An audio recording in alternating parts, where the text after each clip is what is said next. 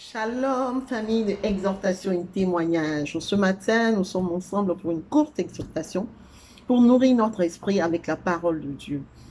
Nous allons dire merci au Saint-Esprit qui va guider ce moment. Glorieux Saint-Esprit, nous te disons merci, nous te demandons de prendre le contrôle. Change cette atmosphère. Donne-nous de demeurer dans une atmosphère de foi et de gloire pour notre Seigneur Jésus-Christ. Amen, frères et sœurs. Ce matin, nous allons parler de Jonas, de fuir les voies de Dieu. Je parle à un frère, je parle à une sœur. Lève-toi ce matin et dis non. Lève-toi ce matin et dis à ce diable, dis à l'ennemi qui te ment de ne pas faire du bien à celui qui t'a fait du mal. Comme Jonas, ne fuis pas la voie de Dieu. Souvent, vous savez, frères et sœurs, certaines choses nous arrivent. Nous pensons que c'est parce que le Seigneur nous a oubliés.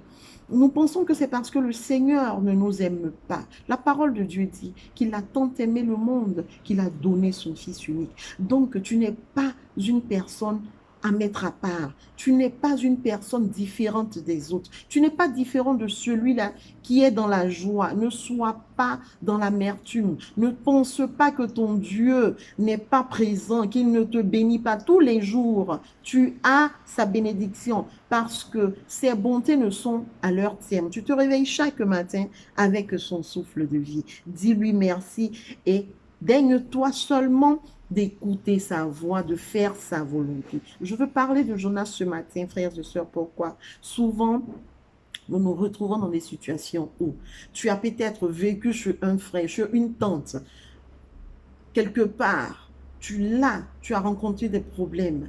Là-bas où tu as vécu, tu t'es retrouvé en train de subir des misères, la maltraitance si on veut, comme nous le voyons souvent. Je viens te dire, mon frère, aujourd'hui, tu as subi toutes ces choses-là. Et aujourd'hui, le Seigneur a permis que tu sois une personne affirmée. Le Seigneur a permis que tu sois quelqu'un qui puisse sortir la tête de l'eau, faire la différence. Tu puisses être quelqu'un, il a permis que tu puisses être quelqu'un de bien. Comme on dit chez nous en Afrique, tu as réussi.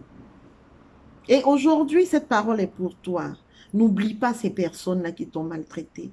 N'oublie pas ces personnes-là qui t'ont critiqué. N'oublie pas ces personnes-là qui ont été méchantes avec toi. Parce que comme Jonas, ne refuse pas d'écouter et de faire la volonté de Dieu. Nous allons lire Jonas, oh là là, Jonas, le verset 1 jusqu'au verset 3. La parole du Seigneur parvint à Jonas, fils d'Amittai. Lève-toi, va à Ninive, la grande ville, et fais une proclamation contre elle, car le mal qu'elle a fait est monté jusqu'à moi. Alors Jonas voulut s'enfuir à Tarsis pour échapper au Seigneur. Nous allons nous arrêter là.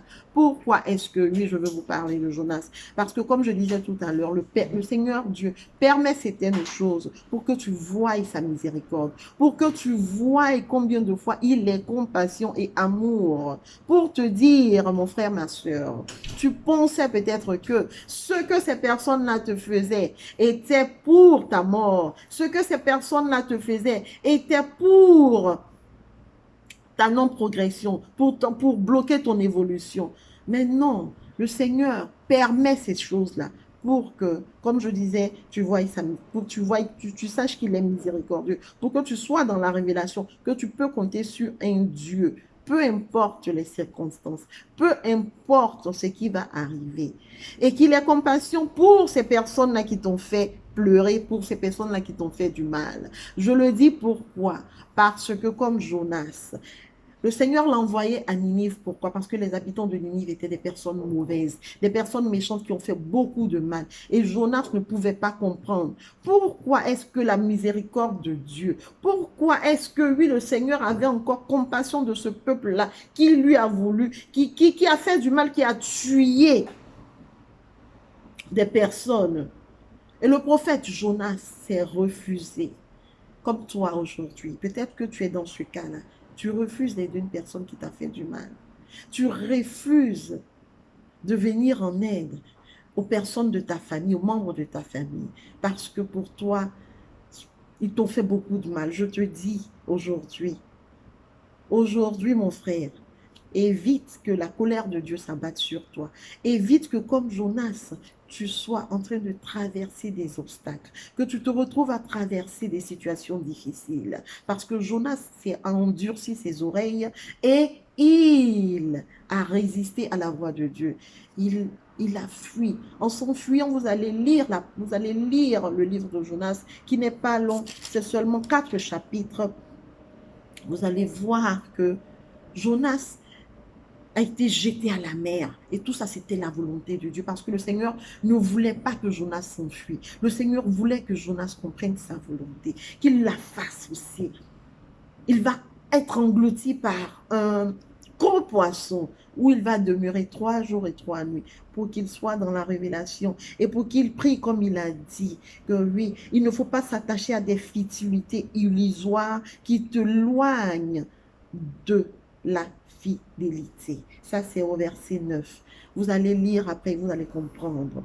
Donc, frères et sœurs, soyons dans la révélation que notre Dieu est un Dieu d'amour. Ce que tu as traversé, si aujourd'hui Dieu a permis que tu puisses avoir un peu de paix et être une source de bénédiction, n'endurcis pas ton cœur parce qu'il est miséricorde et compassion. C'est lui qui t'a donné la position que tu as pour que tu sois une source de bénédiction. Pas pour toi seul ou pas pour te moquer des autres, mais pour que tu sois une source de bénédiction. Pour ta famille, pour les personnes autour de toi que tu pensais être mauvaises. Elles ne sont pas que tu pensais même, elles sont peut-être mauvaises, mais le Seigneur veut que tu saches qu'il est un Dieu d'amour et de compassion. Que Dieu nous bénisse. C'est la parole que le Seigneur avait pour quelqu'un ce matin. Agréable journée à vous. Et je prie afin que cette parole demeure en nous et que nous la méditons et que nous comprenions que oui, nous ne pouvons rien. La parole déclare que le vouloir et le faire sont produits par Dieu. C'est lui qui fait, c'est pas nous. Donc, bonne journée et bisous. Que Dieu vous bénisse.